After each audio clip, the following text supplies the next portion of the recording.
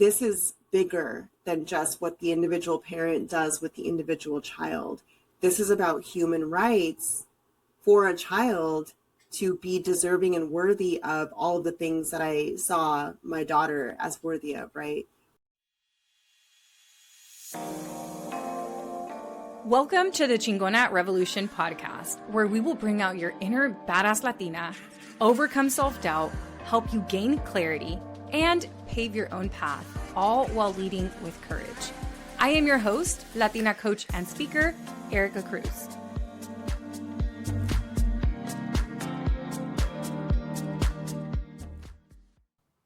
La chancla, el cinto, la cuchara. We grew up maybe laughing about these things, seeing memes about them. I've even heard comedians talk about them, almost wearing them as a badge of honor, as if that is what has made us more disciplined or have thicker skin. But what if I told you that chancla culture isn't actually ours, and it was something that came after colonization? Today, I am sitting down with Leslie Perez, who's the founder of Latinx Parenting. She is a certified parent coach with over 17 years of experience and the author of the brand new book called Chancla. We talk about adult supremacy. We talk about decolonial parenting and what it actually looks like to break the cycle, not just for your kids, but also for yourself. This interview completely broke my brain, and I cannot wait for you to hear it. I do want to give you a trigger warning. We do talk about la chancla. We talk about belt. We talk about the way in which our culture can sometimes discipline children. We talk about children and supporting children as a form of social justice. And it is an interview that is well worth listening to, maybe not once, but twice. And I cannot wait to get my hands on her new book. You can pre-order it now, and you will learn more about that at the end of the episode. So let's get right into it. Leslie, I feel like this interview is long overdue, but I will say it definitely feels like divine timing that we are talking today and in this moment. I think all my audience follows you and knows exactly who you are, but for the people who may not know who you are, can you tell us a little bit about yourself? Yeah, I am Leslie Priscilla. Some folks call me just Leslie, some folks call me Priscilla. So either one, if you see me out on the street, either one is fine. I will respond to both. And I'm the founder of an organization that I started in 2018 called Latinx Parenting. Before that, I am a sister. I'm an older sister. I'm the firstborn daughter of a Mexican immigrant mother. I am a partner. I am a stepmama. I am also mama to my 3 babies. My oldest is 14. The ages are 14, 12, 8, and 7. I have to think about it every single time. But yeah, I'm, someone who considers herself a Chicana. I was born and raised by 2 Mexican immigrants. And I think that shapes a lot of my story and kind of my interests and the ways that my work has evolved. And through Latinx Parenting, I work with parents mainly. I've been working a lot more in the last few years with professionals who work with the Latino community. And so I, consider myself also an advocate for our people, our families, especially the most vulnerable within our families, which are the children. Definitely. So you call yourself the Child Liberation Chola. I love that. Can you tell us what that means to you? And how did you fall into this work? What happened? Yeah.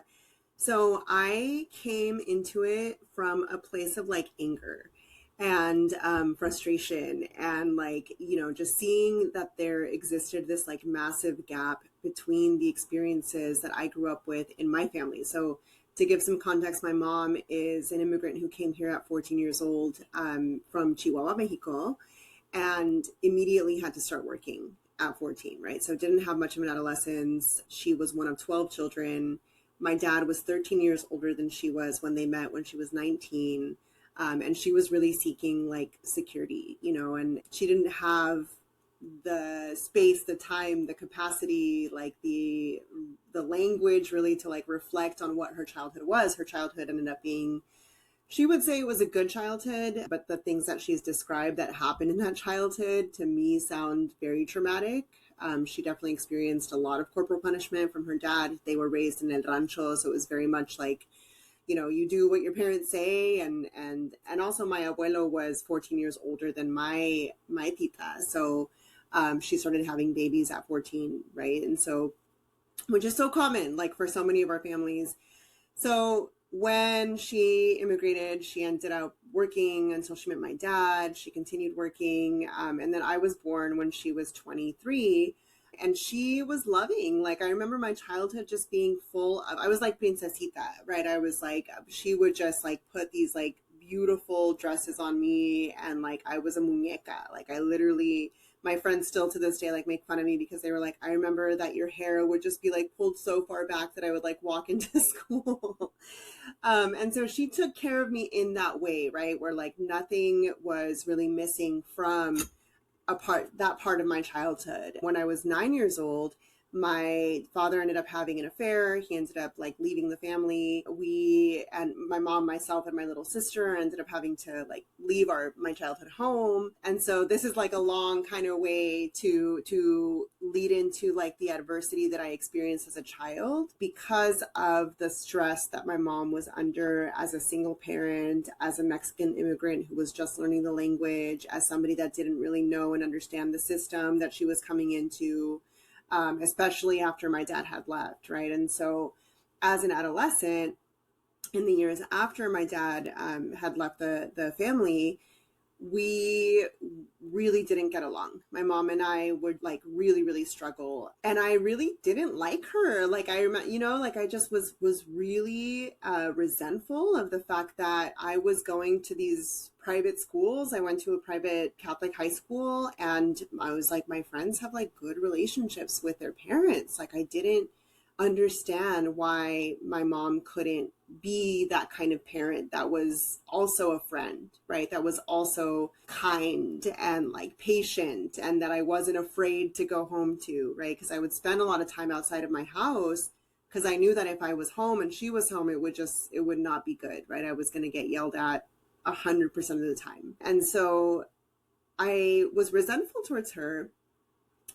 I ended up going the route of child development and family studies in community college. It took me 6.5 years to leave community college, but I really loved being around my friends. Like, I think that really ended up being like where I found my safety. And I was really searching for that safety, right? As all of us do, I think in adolescence, we're trying to find belonging and we're trying to meet this need for connection. And I kind of went overboard with it where I maybe got in cars I wasn't supposed to get into. And like, I often joke that I'm like, I don't even know how I really survived during that time. Like, thank goodness that like my true best friends were like, protective and still to this day are. But I ended up going the route of child development because I wanted to make a difference for kids. I remembered how challenging my childhood was, especially after that period where my mom became a single mom. And I was like, I want to make a difference. Like, I want to make sure that kids have that safety too. And then I got pregnant like pretty soon after I had started working. I was working with kids for a few years and I became pregnant. I wasn't married. I had been with my partner at that point for 4 years. But I was like, no, I'm ready. Like, I feel like, I want to do this. And so I was 23 years old. I had my first daughter. I looked at her and I was like, I cannot imagine ever causing any harm, any pain, any like strife for this little baby. She's so precious. She's so sacred. And in that same moment, I felt that way about myself, interestingly, right? I was like, I deserved all of that also, right? I deserved Yeah. safety and care and cariño and all these things. And so I had been very privileged that I had that background in child development by the time that I got to that point. And then I started reading the parenting books and realizing that like in school, the things that school teaches you are different than like the things that are sometimes coming out and are more like modern, right? And so I was like, there's a disconnect here. And then I just started getting like really curious about like, why did culture was the missing piece, right? Like, I was like, why was it that in my family, this violence against children is normalized? The spankings, the chancla, the hanger, the cuchara, the cinto, like all of these things have been accepted. And not only that, but I'm watching comedians like George Lopez and others who are like, yeah, we parent in this way. Yes, this is something that we're super proud of, right? Meanwhile, I'm over here in this white parenting world of like attachment parenting and these things. And they're like, oh, no, no, like you shouldn't even put your kid in timeout, right? Like that's harmful. And so it was like this massive gap, Erika, where I was just like, how can I like make sense of this massive gap? And it was the culture that was missing. It was the history that was missing. It was the context that was missing. And so over time, I ended up wanting to work more closely with parents because I felt like parents were really the root of it, right? Like if we could make a difference, yes, teachers absolutely make a difference, but parents are the ones that kids go home to at the end of the day. And so if that connection is fractured, that's going to have an impact like it did for me. So I went that route, I changed directions. I was like, I love working with kids, but I'm going to work with parents. And I did a training called Trauma Informed Nonviolent Child Raising that was taught by a teacher of mine, Ruth Beaglehole. And she really was the one that made it known, like, look, this isn't actually even about parenting. This is about social justice for children. And that was, I think, the first time where I was like, oh, like, this is bigger than just what the individual parent does with the individual child. This is about human rights for a child to be deserving and worthy of all of the things that I saw my daughter as worthy of, right? The love, the care, the understanding, the affection, the attention too, right? The Yeah. just all of the things that I think make for a healthy child and also like a healthy parent-child dynamic. So graduated college, completed my training, was like, I'm ready. I want to go work with parents. And when I was working with parents, they were like, La Chancla, right? Like it was Spanish speaking parents. I'm very fortunate, very blessed that my parents gifted me the language of being able to speak fluently in Spanish because when I was working with them, I ended up learning so much from these groups of Spanish speakers from all over, right? I had mainly like probably Mexican American families, but a lot of Peruvian families and Salvadorian families. And so one of the threads that remained consistent was la chancla or la chancleta, right? Because I would ask, I would say, well, what is disciplina? How do we discipline kids? La chancla, la chancleta. And so it was this like funny moment, but I just started to get really curious about that. And then eventually, Latinx parenting kind of evolved out of this like frustration that these families, including my mom, including my family, did not have the access, the resource, the privilege, um, the healing, I guess, that we need to be able to access some of these more practical tools like use a soft tone of voice with your kids, get down on their level, validate their feelings. Like all of those things just seemed very out there for what I had experienced in my family and what I was hearing from these other families. So in 2018, Latinx Parenting was birthed, and it's just been like this accumulation of like all of those experiences, and I continue to learn. And I say that, I'm mainly a student of these families. I am mainly a student of my own family, right? I don't consider myself an expert. When people say I'm an expert, I get really uncomfortable actually, because I'm like, really, I'm learning, right? I'm wanting to be in a position where I'm receiving and being told the things that people need. So whenever you were talking about la chancla or the spoon or el cinto, I'm sure you've seen those videos where it's like they take out the belt and then the kids like run up to it like a swing instead of being afraid of it. And as you were talking, I kind of got like this memory. But I wasn't a bad kid, but I was always more spoken and adventurous. And I think my parents really wanted me to be very reserved, especially because my older brother was more reserved, but I'm just a social butterfly. And it's not that I was, again, rebellious, but I was just a little bit more outspoken. And I will never forget the sound of my parents' closet. It would make this like squeaky noise as it opened. And every time I heard that noise, I immediately was like, did I do something wrong? Am I going to get hit right now? Are they getting the belt right now? Especially because the side where the belts lived made more of a squeaky sound. So it was like I associated that. And as you were speaking, I was like, oh my goodness, it's so crazy how our brain immediately starts to recognize patterns. And maybe it wasn't the chancla for people, maybe it was other things, but now like any squeaking closet takes me back to that moment. And it's wild how that still stays with you even after all of these years. Yeah, yeah, and that's because trauma lives in the body. I Yeah. know that a lot of people have heard of that book, like The Body Keeps the Score, but it is very true that like sometimes those things will surface without warning. In the book that I wrote, Chancla, I talk about this experience where I was talking to my husband at the time, and I was sharing with him this experience that I had had where my parents were in like a physical argument, conflict, and I started to panic. Like I remember being like 9 years old, and I started to panic, and my little sister was in a walker, and I started pulling her out of the walker to take her away from that environment. But I hadn't remembered up until the moment where I was sharing about it how terrified I was, and how frustrated, or like just like I remember her feet getting stuck in the little holes, like those little fabric holes at the bottom of the walker, and just being like, oh my God. And like the panic rose, right? But I hadn't remembered that little piece of it since that happened. And so here I am in the kitchen, and then all of a sudden I start to like shake and like hyperventilate, and I'm like, oh my God, like I really was taken back to that moment. And it can be really scary, right? Especially if we don't have tools, or maybe it's not the right space. And so this is why, like, whenever we hold Círculo, or whenever we're having the space, like I have to kind of warn people to say like, hey, opening up this door to talk about our childhoods may create some feeling of discomfort at the very least, right? It might start opening up. And so everything is optional, right? I'm never going to be like, okay, we're going to go like deep in your childhood right now.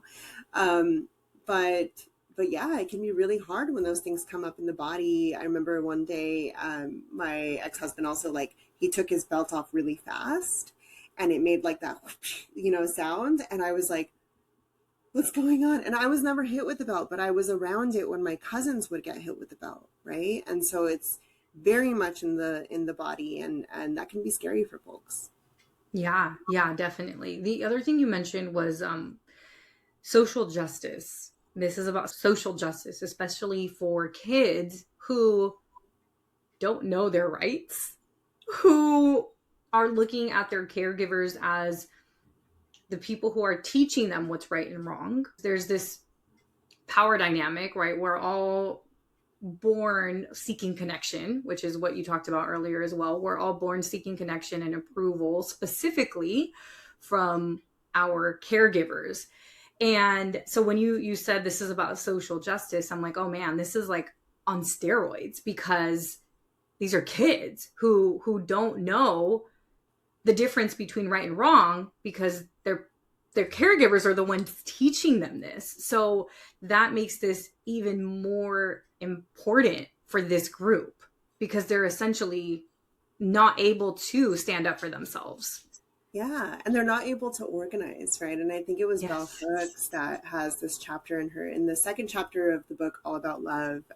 That chapter is called Childhood Love Lessons, and she talks about how basically children are the only subgroup, or the only marginalized and oppressed group that are not able to band together to resist their oppressors, right? Like I, as a child, could not go to my neighbor who was a child and be like, hey, like, how are they treating you? Right? Like, let's talk about this. And then it becomes something where we begin to believe that we deserve it, and that's how we begin to believe that our children deserve it, right? And so I remember having moments with the parents that I work with where they were like, oh yeah, I deserve the beatings that I got, like I was a really bad kid, and I had to be taught in this way. But it was because there wasn't an alternative, right? Like our parents didn't really know all of the things that we have the privilege to know now Right. around how corporal punishment and those things impacts the brain. And they were also very much in survival, especially if you had immigrant parents, right? Like that experience in and of itself makes it so much harder for a parent to stay regulated. Not impossible. And like this is where the hope is, because it's not impossible, but it is about social justice for these kids, right? We Part of what I want to communicate with the book and with the work is that we have dehumanized children for far too long. And when I did my training in parent education, I read this wonderful book called Parenting for a Peaceful World that kind of outlines the history of childhood. And I learned that a lot of the mistreatment of children actually came from European influence. And so when people say things like, well, La Chancla is just our culture, and the way that we treat kids in this way is just our culture, actually, it's an adaptation into our culture that we adapted for a need to survive, right? And so we ended up becoming the ones who had normalized these ways of treating children, but actually, historically, and I talk about the research in the book, we did not really have this need to harm children in this way, right? It wasn't until the stressors and the adversity were imposed on us by colonial forces that we said, you know what? I would rather beat my child into submission so that this conquistador or this encomendero, right, or this like for Black families too, right? This plantation owner, like I would much rather be the one to keep my child subdued because I don't want to risk the separation between me and my child if this child is acting up, right? And so we still see this. We still see this. We see this in tiendas. We see this in stores where we say, te va a llevar el señor. Te va a llevar, like that is directly connected to our history of attempted colonization. And so this is like what I want people to understand so badly is that these are adaptations. This is actually not a part of our culture. Our culture, had colonization not been such a horrible, terrible, just awful infliction of violence onto our people, who knows the peace that we would have been able to sustain, right? The ease that we would have been able to sustain, the options that our parents would have had, especially coming from a collectivist culture, indigenous people who were connected to the land, who understood balance, who really honored children, who really took them in as a part of the decision-making processes and things like that. And I'm not like trying to romanticize all indigenous peoples either, because there's definitely, we're human beings, right? Like we have tendencies of causing harm in general. But I do want to highlight and amplify the fact that there were outside colonial influences that impacted and have impacted families for generations and continue to, until we kind of wake up and we say, wait a minute, we have power, right? Our children have power. We have power. I don't have to raise my child in this way. I want my child to resist, right? I want my child to have practice saying no to me, even though it's uncomfortable for me. I don't like when my kids say no, right? But ultimately, I do want my kids to be able to say, this is injustice. I will not take this anymore. We as a people are powerful, and we have the right and the birthright to be able to change this and to see ourselves as sacred and worthy of all of the things that are good. You blew my mind with that example, and I even had a somatic response. I got like chills in my body when you were talking about the conquerors or plantation owners and how the parents were under the stress to keep their children in check or to act in a certain way to not risk separation. So it's almost like this harm came from a place of love. It's like mind blowing to me. And even when you talk about the store example, like, yeah, I can imagine an immigrant mom at Target or whatever store, right? The grocery store. And if their kid is acting up, they might be afraid of, oh, we're drawing attention. What if they're not a citizen? What if ICE comes to get them? What if they get kicked out of the store? What if they're literally judged and oppressed by the people around them that maybe don't look like them? And that just like completely blew my mind, because it gave me a different perspective that I didn't think of before. I mean, I always knew it was about, staying not control, but like wanting them to act in a way that you want them to act. Yeah. But that is mind blowing to me, which my next question, which I think you kind of already answered, is about adult supremacy, which is very connected to this. Yeah. Yeah. So, I mean, it goes back to that like European influence, right? And so what I learned in the research that I did in order to write this book was that the treatment of children in Europe that then was brought into this land The only way that that evolved away from being oppressive to to European children, right? Because the oppression initially was to these European children by their parents or by these, social forces, right? And so children were always kind of at the bottom, and then women, right? And then the patriarch at the top. And so those systems always kind of trickle down to the children in that way. But what I learned is that the way that they started to humanize their own European children was not because they just decided one day that they were going to humanize them. It was because the children started to relate to the struggle of the enslaved people, right? And so they started becoming more attached to Native and African enslaved people. And so the European, plantation owners or the encomenderos, right, were like, oh, no, no, no, no, no. We can't have this happen. We have to be nicer to our children so that they stop identifying with these oppressed people. And when I read that, Erika, I was like, like it really, really blew my mind. I was like, that makes so much sense. And so what happened is that it flipped, right? Wow. And so rather than to see ourselves as the peaceful people that have capacity for gentle relationship with children, we began to normalize this as a part of who we were, right? People who very comfortably can hit a child, for their own good, right? That's kind of the saying. It's like, es por tu bien, right? If I, me duele más a mí, right? That's actually one of the names of the chapters of the book is that we unfortunately had the script flipped, right? Where now it's like, oh, you want to parent like white people. You want to parent, like this and Chancla culture stuff is like white people shit is what I've heard, right? And so, but we need to recognize the history of what has happened that has made it so much more difficult for Latina, immigrant, brown, Black families to parent in these ways. It's been generations of believing that this is the way, right? This is how we keep our kids safe. This is distinguishing ourselves also from this oppressor culture.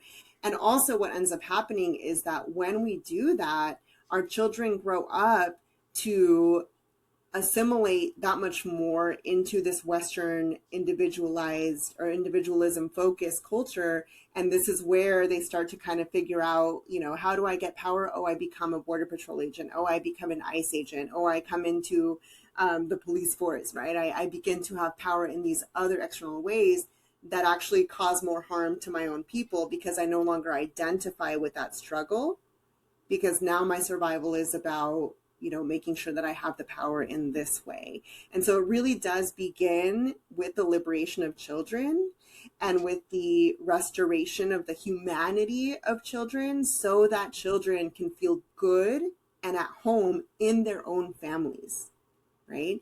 I rejected my culture for a long time. I went to this Catholic high school and I was like, what the heck? Like, no, I want to hang out with my friends whose parents are nice to them, right? And so I was like, F my mom, like, I don't want to be around her. I don't want to be around my tios and my tias. My cousin not that long ago was like, you like left, like, all of a sudden, like they just stopped seeing me because I wouldn't want to go to the fiestas anymore because they would yell at their kids and there was the belt and there was, and it was just like, I didn't want to be, of course, I didn't want to be there. But in doing that, I started to, and I didn't know this at the time, but really reject my culture, right? And reject the fact that we are a beautiful people. And so it's been a long journey of kind of coming back to recognizing what has been attempted. I'm not going to say it was fully taken from us, but it has been attempted to be taken from us, and to really align with the liberation of our people, beginning with the liberation of our children. Oh my goodness, I love that so much. What was in this research, what did you find was the treatment of children pre-colonization? So what was that dynamic like? Yeah, so it's really difficult because a lot of the history was burned, like it was erased, right? And so, and even with the codexes that we have, right, if we're just looking at Mexico, those were written often by, European friars. And so it made us look like we were always violent to our children, like you hear of child sacrifice. And I'm not saying that didn't happen. But we still have remnants of parenting in cultures like the Maya people, right? And so in Maya families to this day, it's extremely collaborative, right? It's if you go to an indigenous culture in Mexico, there is not a lot of corporal punishment, right? It's not this like really intense experience. And so while we don't really have a lot of record of what parenting for indigenous peoples was ahead of time, we do have some values that have remained in terms of our collectivism, right? Where children do get to participate in family decisions, where we see them as worthy of honoring. Some indigenous cultures in North America see children as oh my gosh, I'm forgetting the word, but basically it's an ancestor that has returned, right? And so you don't want to treat them as a child so much as somebody who has lived before and is coming back to teach you certain things, right? And so there's a lot of learning I think that we can do from multiple indigenous cultures. I think it's interesting too that there's this big move for us to stop identifying as Latina and start identifying as indigenous because we are underrepresented in things like the census. But I think it's also really important for people to recognize that that's complicated, right? Like it's like if you didn't grow up indigenous, you don't like necessarily relate to that culture. It can take a while to get back to that. And same with the parenting practices, right? If you didn't grow up like with, the child really being a part of that family system in that way, it can be kind of hard to remember that that is actually what we knew, for the 18,000 years that we've been on this land before a Spanish boot touched soil here, right? So I always encourage people because there's like a knowing of it, and like you can go into like research papers and things like that, but then there's like a different knowing of it, right? Where when you're attuning with your children, when you're living in balance with your children, when you are creating a family culture that is as harmonious as it can be, and you're restoring their sovereignty and you're restoring their humanity as you're restoring your own, you can recognize that as something that lives within you that is also ancestral, right? It's not new. And so sometimes when people are like, well, what is the actual data? And I'm like, it's hard because it's been erased, but the data is internal, right? The data Yeah. is what we have the capacity to do. That is not violence. That is not, disconnection between us and our children. So I love that question. And I'm still learning so much about, what can be learned from our history before colonization, but it is really hard because they very much intentionally came and destroyed a lot of our records.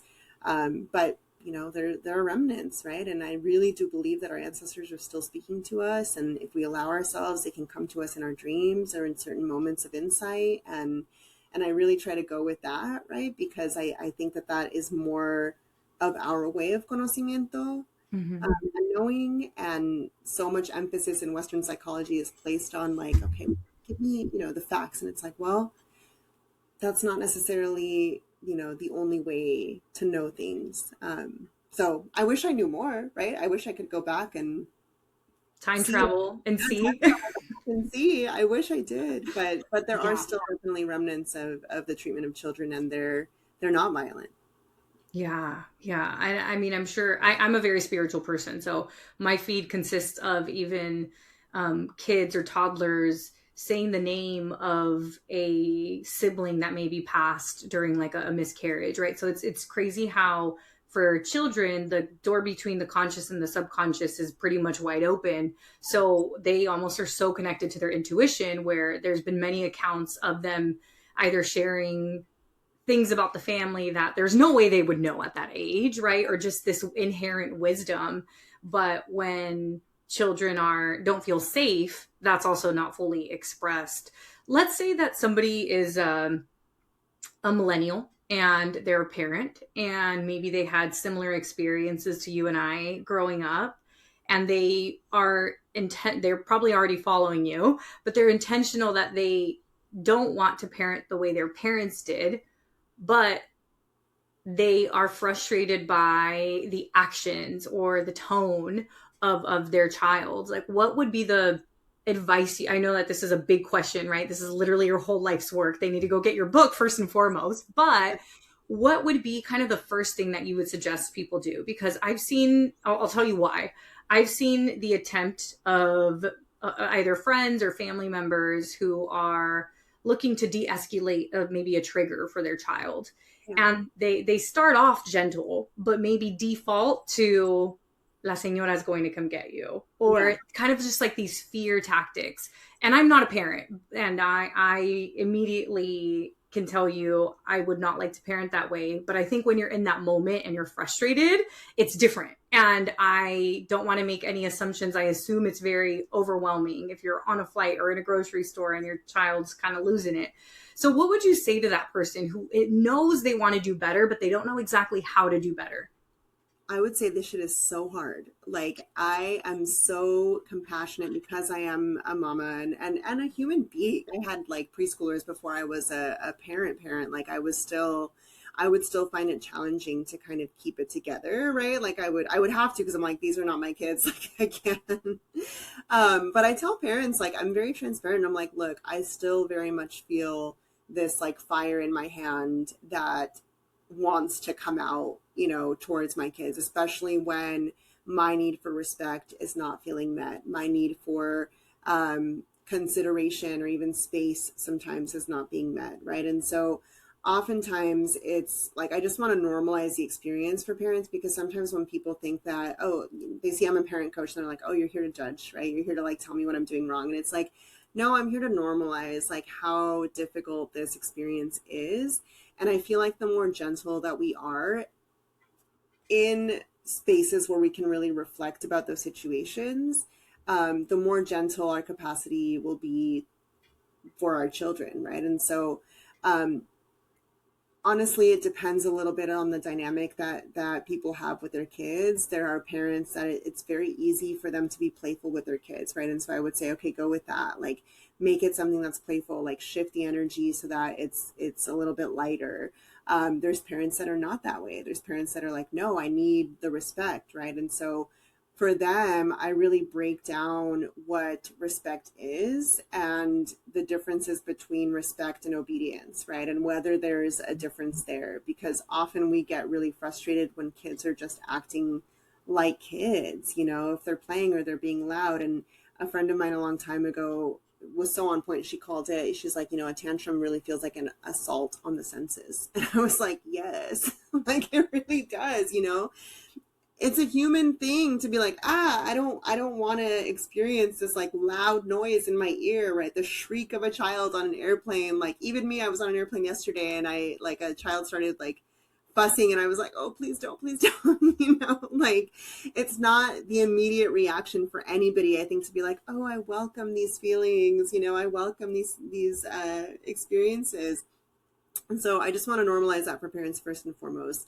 Second of all, I really want parents to have like this extensive vocabulary around what their need is, and to reconnect with the parts of themselves that are sensation oriented, right? And so with my kids, for example, if they are acting in a way where I might slip back into the patterns that I grew up with, I will be very communicative and say, look, my chest right now is starting to feel really hard. My gut, my belly feels like there's a fire in it. I'm like telling them, I'm just like, yeah, like I'm not telling them you're in a danger zone, but by communicating what the somatic experience is, I'm hopefully getting them to understand from this more abstract, like visual, because kids are super visual, right? And so if I'm like, hey, there's a volcano that's like bubbling right now in my body, and like I need to go and I'm gonna come back, but I need to go and take some space to calm my volcano down, because if I don't, it might explode all over you. And I have told my kids, I've been like, look, I feel like if I don't take space right now, like I might hit you, and I really don't want to, like I don't want to hurt you. And so I'm gonna walk away. Um, Sometimes, I take behaviors personally, like all parents do. I've learned a lot just parenting my 14-year-old, where she's gotten really good at communicating what her needs are. And I think that part of that is because I've been able to kind of work on that and model it, right? And say, look, I'm needing, I'm feeling overwhelmed. I'm feeling hot in my body. I'm needing space. I share this experience in the book where she was next to me in the car. We're driving to school. She's like, she has like furrowed brows. And I'm just like, what the heck is wrong with, like, in myself, right? I'm just like, what's her problem? Like, she didn't have to wake up super early and like make breakfast. And so there's my need for validation of my labor too, right? Like there's my, like, I need someone to tell me thank you for like all of this hard work. Yeah. Is it her job in that moment when she's feeling that? No, right? Because my mom would put that on me and I hated it, right? And so there's this moment in the book where I talk about how she's kind of like, feeling these emotions, and I'm just like, what's wrong? Like, but I'm doing it in a way where I'm just like, get the honest, like, what the heck? Why are you acting like this? And then she starts telling me, she's like, I am really overwhelmed. Like, I feel really stressed out. My siblings are being very loud. Like, I feel really tense in my body. My nervous system is overactivated. Like, and I'm just like, whoa, And so the goal is not for us to not have those moments, but it's to kind of build on the skills that we have to be able to communicate what we're experiencing and then model that so that our children at some point will kind of take on that vocabulary and move away from the behaviors that are always strategies to meet a need, right? Like this is kind of what my training has been, is that all behavior is a strategy to meet a need. Child behavior, parent behavior, neighbor behavior, like all behavior is a strategy to meet a need. So I Ooh, think the that is more that like, you need a shirt with that. I have one. Oh my God. I love that. That's like a mic drop moment. You're right. Every behavior is an act to have a need met. That is so funny you said that because we literally just got these in. Oh my goodness. I love it. And so this is like a graphic in the book. And what I tell people, and so this is like helpful because I'm like, look, behavior is like, we are the observer, right? We're this like quetzal that's like flying over the rainforest. And if you look down, like you can't see anything but just this like blanket of green. And so that's the judgment. That's like, you're being disrespectful. You're being rude. You're being lazy. You left your socks on the floor for the 5th time this week. You're so lazy. Like you're so, ungrateful is like a big one, right? And so, but we forget that like under this canopy of rainforest are like the sensations, right? I have like a little cricket here to represent the sensations. It's the emotions, which is the river, right? It's the thought processes that are happening in a person. And then at the very root of it are the needs, right? And so when I'm working with parents, it's really about connecting back to our own needs, because in the moment that my child is having a tantrum, the interpretation of it is that they're being disrespectful, but really it's the perception that my need for respect is not being met. So there's a difference there, That makes right? a lot of sense. Yeah. Yeah. So it's like, okay, we want to kind of like peel away the judgment and like the evaluation of it. And we want to look Mm-hmm. at it and say, okay, I am experiencing an absence of that need for respect or consideration or validation for the fact that I worked really hard this morning, right? And then I can look at my child's behavior and ask, okay, well, what might they be needing, right? They're Yeah. needing space, they're needing validation, they're needing, and then I'm the adult, right? So like I have to figure out how to tend to my needs, my inner child wounds as well, right? A lot of this is inner child work, and that's like the second leg. It's the parenting, but it's the reparenting. And figure out like, why does it bother me so much when my children put their feet near my face? Oh, it was because whenever I did that to my mom, she would freak out. Like it was, so it kind of continues in that way. But we need to ask ourselves those questions, and often it's more helpful for us to be able to process those experiences outside of when they're happening, right? So I really Yeah. want parents to have some kind of reflection practice, whether that's journaling or you're calling a friend if you're processing these things, or therapists if you want to, a parenting group, right? Some kind of space where you can kind of unpack that, because what ends up happening is that we don't create that space, and then these things continue, right? And then they become chronic. And then I have parents that come up to me and they're like, my child is 17 and she doesn't want to talk to me anymore. Like she doesn't, and I feel like I've failed and I haven't done enough to like preserve that trust. And that happens sometimes. Like even to this day, my mom will call me and I still get tense in my body, right? And those things are really hard to shake. And so as much as possible while our kids are younger, not that it's impossible, right? Because I feel like repair is always possible, but Mhm. as much as we can, if we can really attune to what the need is, have a vocabulary around it, get to know our own responses, what is a trigger for me, what is an activation for me, how do I, navigate, if I'm going to practice mindfulness as a tool, how do I do it outside of that situation so that it becomes a pattern that I'm instilling in my brain, right? Because the brain is an organ, like we're trying to create these connections and Yeah. like shed the other ones. And so it's complicated. It's a labor. Like it's a lot of labor for parents. And I mainly I Totally. want to validate that for them. Yeah, and it's just very overstimulating because not only are you managing the nervous, not managing, but you have to like regulate your nervous system, but also that of your child's, especially if they're at a younger age. I was at a Joe Dispenza. I was actually at an event, and Joe Dispenza had just happened to be one of the speakers.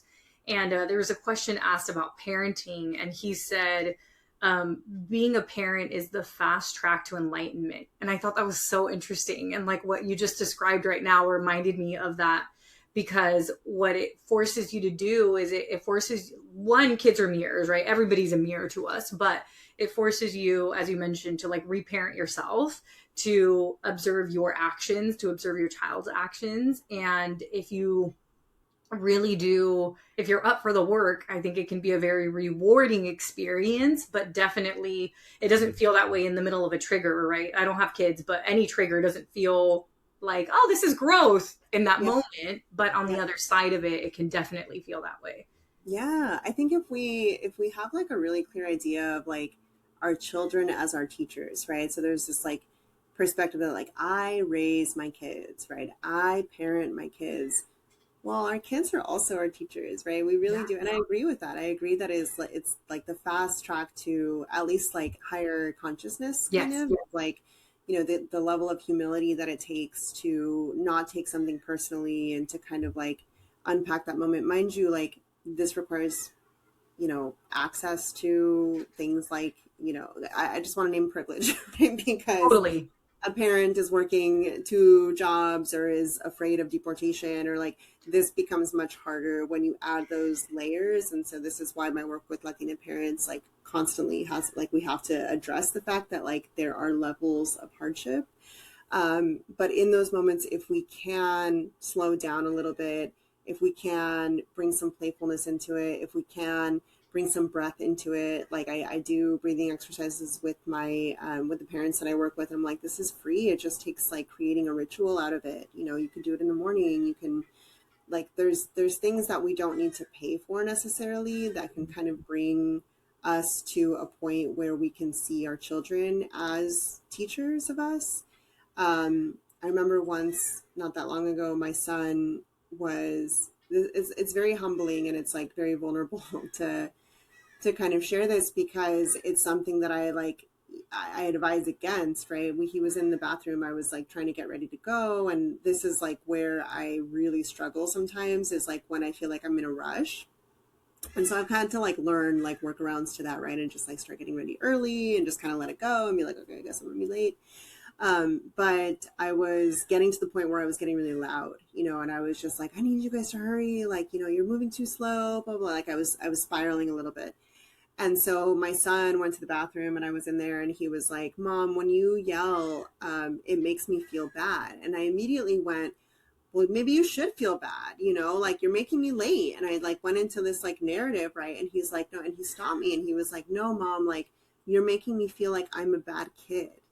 And Oh. I was like, like it really stopped me in my tracks. And I was like, oh shit, this is where he's teaching me, right? Like this is where he's telling me you're acting in a way that is not aligned with what your value and what your like, goal is really for this relationship. And so it kind of snapped me out of it. And I was like, oh, like I'm so sorry. Like I was able to kind of melt a little bit. Um, I don't believe that like guilt and shame do much for us or our Mhm. children. I think that guilt, especially when we act in ways that are not aligned, it's inevitable. I think it's important for us to kind of recognize it as like a moment where we can learn, right? And we can kind of, okay, reset, figure out what our next intention is. What are we going to do the next time? Repair with our child if we need to. But I don't think it serves us to carry it in a way where we start to feel like bad parents, right? Where we start to feel like I'm now admonishing my inner child again. You're a bad niña, malcriada parent, right? Like, Yeah. Yeah. there's not a lot of benefit that can come from that. And so, in those moments, it's like, okay, well, what, how do we repair that, right? How do we come back to a new place of healing in that moment? But Yeah. it's going to happen. I mean, I've been working with parents now for, oh gosh, like a long time. And I still fuck up. The expectation is not that we don't fuck up. It's that we know what to do and that we can recognize it when we get to that point, and do better. Yeah. And I mean, for your son to feel comfortable enough to say that to you as well, I mean, that's just kudos to you because you've obviously done a great job. I did want to ask about shame. It was one of the things I wrote down, and then I completely lost my questions because I got so into our conversation. But as we think about shame or guilt, I remember feeling as a kid, if I did something wrong, I almost felt like, oh, I deserve this.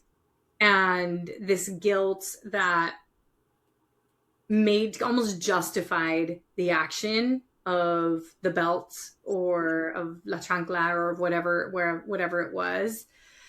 So much so that I remember like I would make mistakes and I would beat myself up about it. Like not physically hurt myself, but I would emotionally beat myself up. And like I would lose something. And I remember I would get in so much trouble if I spilled something or if I lost something. And I was called like irresponsible and all these things. And as I've gotten older, I'm like, this is so interesting because my mom spills things and loses things all the time. So it was nothing more than her projecting onto me.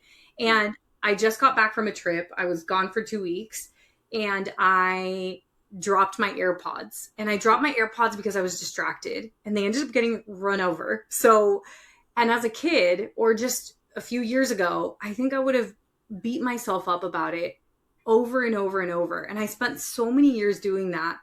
And this time I laughed about it. And I was like, it happens. I have some wired headphones just in case. And those are the ones I used the rest of the trip. And it was totally fine.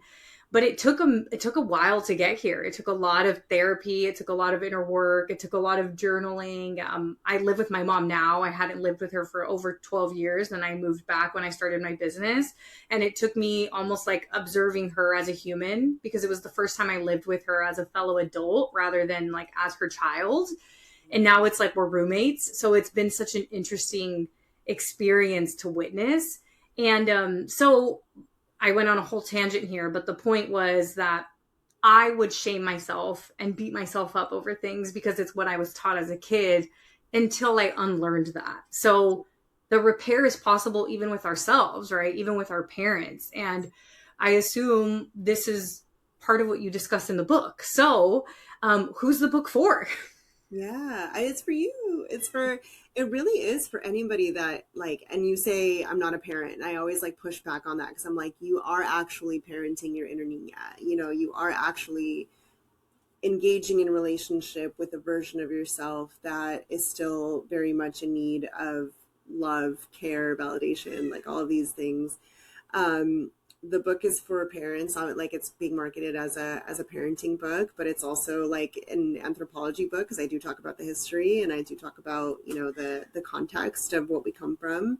But I wanted to speak to something that you said because the shame is really difficult, I think, especially for some of our elders to shake. And I think that sometimes when I have challenge kind of getting to the point where somebody can acknowledge maybe the harm that either they were caused or the harm that they have caused, it's because there's so much of that experience that is shrouded in shame, right? Either because I did something bad or because somebody, else did something bad and shame on them.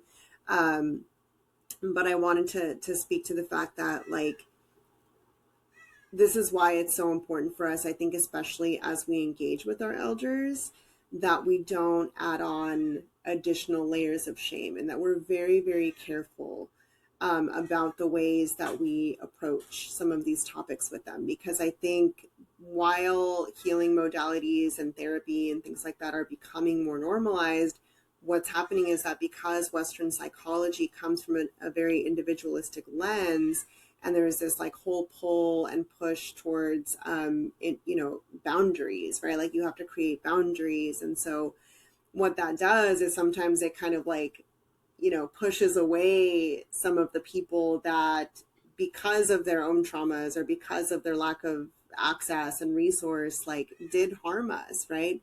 And I want to caution that there's ways of untangling cadenas Mm-hmm. without cortándolas, right? Like there's ways of kind of saying, look, this belongs to you and this belongs to me. Um, and so when like we like with your mom, right, or like with any of our elders, really, when we are sensing that they are carrying this shame, like it's hard to put into practice, but we do have to parent them a little bit, and we have to like bring in that gentleness to them a little bit. It's easier when we do it with ourselves, right? When we have that practice, then they start to kind of learn from us based on what we're doing for ourselves, which is nice. But even like yesterday, my mom was over and I wasn't back from the airport yet, and she had brought a couple of donuts for my kids, and my stepson was here, and she didn't realize that my stepson was going to be here. So she did not enter the house, said my partner, because she felt so bad and so guilty about not having brought my stepson a donut, and just kept bringing it up. And she was like, I just feel so bad. I just feel so bad, and I would have if I had. And like, and it's like, it's okay. Like no one really cares, like it doesn't, but I just want people to know that like our elders deserve that unconditional love Yeah. now, and that compassion. And yeah, they did some shit, like they really hurt us sometimes, and they may have used la chancla, and they may have used worse things, but I think it's really important to move away from this paradigm of dehumanization regardless of who that's about, right? And that's really difficult too, because there's definitely like people that are still trying to oppress us. And so people are like, well, are you trying to get me to like humanize them? And it's like, well, maybe a little bit, just for prevention purposes in the future, right? Like we can like figure out what happened there and then like apply it to our children and our descendants. Um but it's really difficult, and like it's not easy being a human in this time, in this country, Yeah. a person of color right now in this country. Like it's very stressful, I think, to be confronted with like a lot of the experiences that we're seeing a lot of our community have, and the trauma around it is very hard. So I just want to like really emphasize for people that like compassion and kind of opening our hearts, to as many people as we can in this time, is really, really important. And I don't know if that answered your question, but I think, when you were talking about shame, I was like, ooh, that Yeah. reminds me of like the shame that so many of us carry, and it is hard to shed. No, definitely. One of the last questions I wanted to ask you before you tell us more about your book and where people can grab a copy is about co-parenting and being a step parent, because it's very common now to co-parent or to have kind of mixed families, and Mm-hmm. in those situations there's a lot of competing interests, right? Mm-hmm. Like there's the actual parents, what's the birth parents, that's the word I'm looking for, plus the step parents. Yeah. And I really think that sometimes people's egos can get in the way and cause a lot of conflict. But I think what you just mentioned around compassion and maybe just like having a child first approach is maybe the way to go about it. But if somebody's in a situation where they are co-parenting and they are having a very stressful time, what advice would you have for them? Yeah. I mean, I've been co-parenting for the last 4 years now. So I feel like I'm still relatively new to it, right? I feel like that this question might be answered differently in 10 years.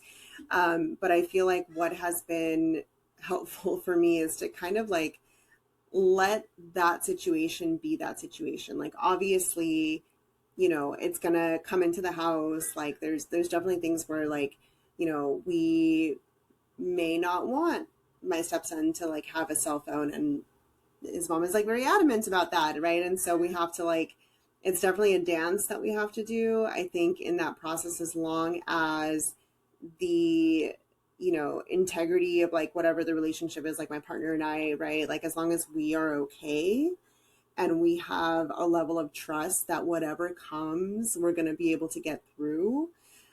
Same with if I didn't have a partner and I was just co-parenting with an ex-husband, and this is again, like you said, very, very common, where you're navigating different parenting styles, and mom said I can have this, or dad said I can have this, and why don't you let me, right? And so I want to have I want to make sure that people are very wary of like triangulation, which is like where the child's kind of in the middle, right? And there's like, I just think it's, as a child of divorce, um, I remember like how challenging it was when my parents would kind of use me as a pawn, Mm-hmm. right? And so, especially if I have to be very, very careful with it, because that was my model.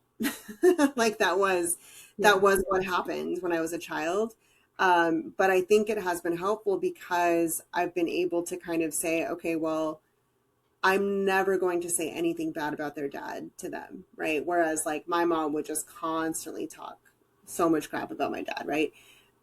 I remind them like your father loves you. Even if if I have issues with like the bio mom of my stepson, it's like your mom loves you. Like I have no, like I really try to make sure that, like you said, it is child centered and it is child focused. And as much as possible, we're going to preserve, the safety and the security that a child can feel in the home.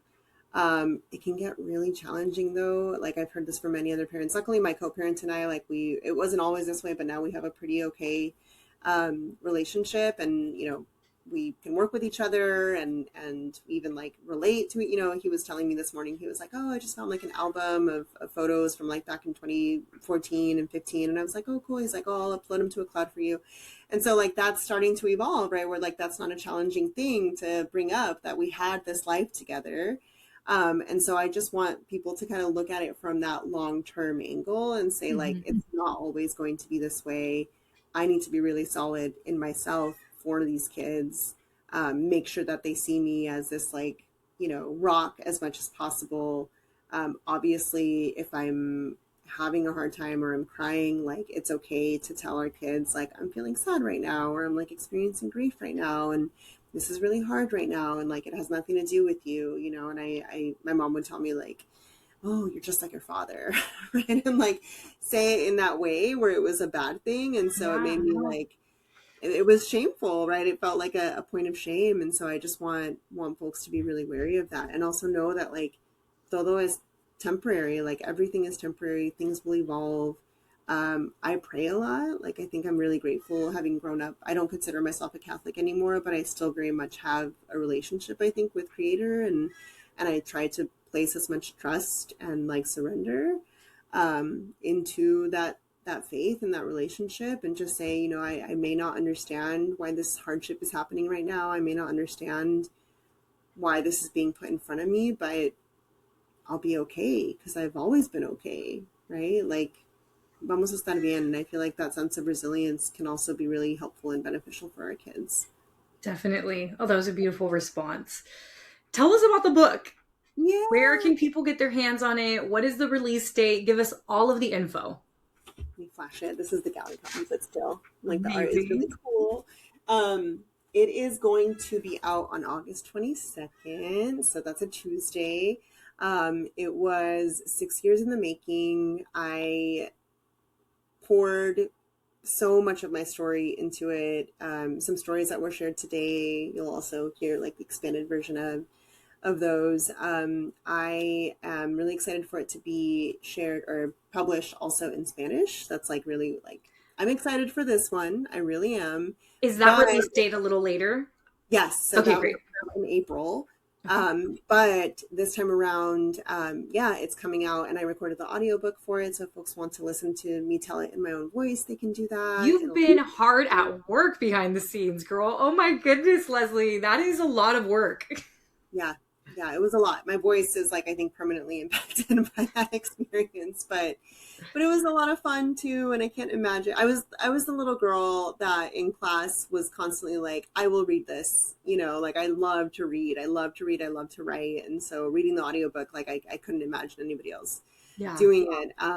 But yeah, I'm super excited for it. Pre-sales are super important. So if folks are listening to this ahead of time, please get one for yourself, get one for your parent, get one for like your comadre, whoever. I think people are really going to benefit from it. And I don't say that from a place of ego. I say that from a place of like, I know what I put into this and I know that it's done. And the reviews that have come back so far have kind of affirmed that it's been done from a place of like so much empathy for our parents, for ourselves as parents and people, and obviously for our children. So I'm excited for it to be passed down, generationally too, and built upon by other people. Because one day I want to just chill in a hammock and Definitely. and I'm excited. And book tour hopefully is coming too, and I'll get to meet a lot of people and hear stories. So I'm looking forward to that. Yeah, you'll have to let me know if you come to the Bay Area so I can attend. Yeah, there is something in the works right now for what is it called? Nightmares, something like that. There's a bookstore. I'll let you know Okay. later. But yes, coming to the Bay Area. I'm in California, so I'll be all over California. Amazing, amazing. Is there a specific website? You'll give me the links, right? So I can add it to the show notes. Yes, but really easy is latinxparenting.org/chancla Okay. dash book. And there's Wonderful. 3 pre-order bonuses that are available right now. One of them is a bundle of affirmations that I recorded. One of them is to be a part of a conversation with somebody that I have not announced yet, but that is very special. Amazing. And then the other one is the graphic that I showed you that's on that t-shirt that kind of explains the behavior and the roots of it and all of that. So hopefully that's supportive to folks. But yeah, please get the book. I'm so excited. Amazing. So I will be sure we can release this like ASAP so that people can submit their pre-orders because I know those are super important.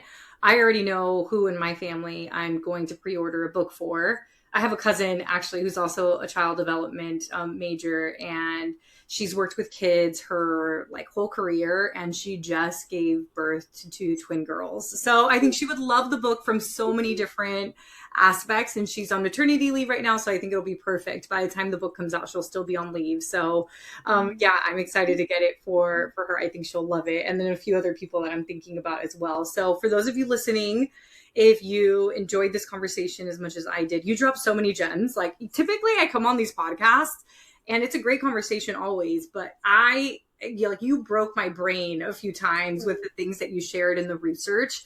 I cannot wait to get my hands on the book. I know that mine's on its way, so I can't wait for that. Is there anything I didn't ask you that you want to make sure that you touch on before we close out? No, I think just, I think the affirmation of the fact that we are experiencing really difficult times right now. And, I really want to make sure that people are balancing joy with those because it can be really vicariously traumatic to witness everything that we're witnessing right now in terms of what's happening to our family members and our people. So Yeah. I want people to still have their fiestas, and I want people to still, go out and find things to do with community and get out, right? I feel like a lot of times we end up doom scrolling, but we need to be out with our people and celebrating and being joyful because that's who we are. I love that. Amazing. Leslie, Priscilla, thank you so much for coming on the podcast. Whenever your Spanish one comes out, you are welcome to come back. We can maybe talk about everything that's happened from this release and then to also just let people know that the Spanish one is out. Gracias. I Thank you for appreciate you coming so on. much. Thank you for you. Thank you so much for joining me this week. Make sure to visit theericacruz.com. That's Erica with a K, where you can subscribe to the show so you'll never miss an episode.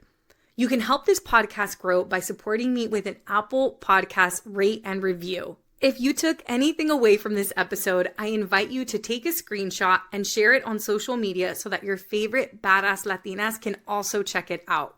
Be sure to tag me at the Erica Cruz. That's Erica with a K because you know I want to see it. If you're ready to join the revolution and be a part of the Courage Driven Latina community, visit couragedrivenlatina.com to get more information and join the waitlist. Thanks again, and I'll see you next week.